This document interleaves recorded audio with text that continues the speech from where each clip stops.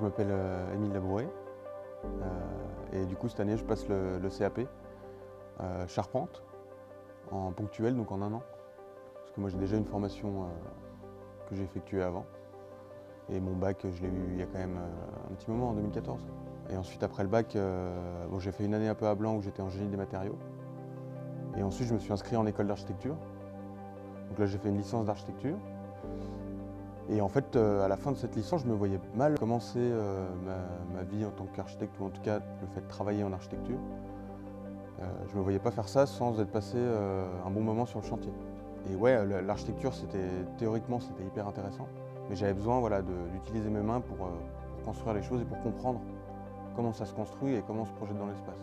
Donc là, forcément, c'est une formation où je fais énormément de réalisation. On me donne des sujets, c'est un peu comme le sujet de l'examen. On me donne un sujet et moi je dois le réaliser, donc je dois faire mes plans, faire mon épure, tracer sur mes bouts de bois et tailler mes bouts de bois.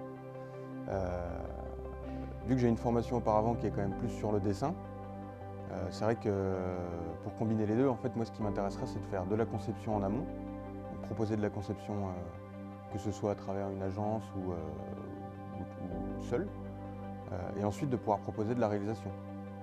Et donc c'est ce que m'apporte le CFA en fait, c'est de connaître mieux la matière, les matériaux, la manière de construire, la mise en œuvre.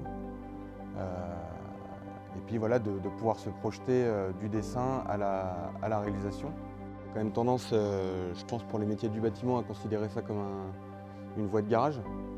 Je pense que c'est pas du tout le cas, je pense que c'est des métiers qui sont pas assez valorisés. Alors qu'en fait, quand on est dedans, on se rend compte qu'on prend beaucoup de plaisir à le faire.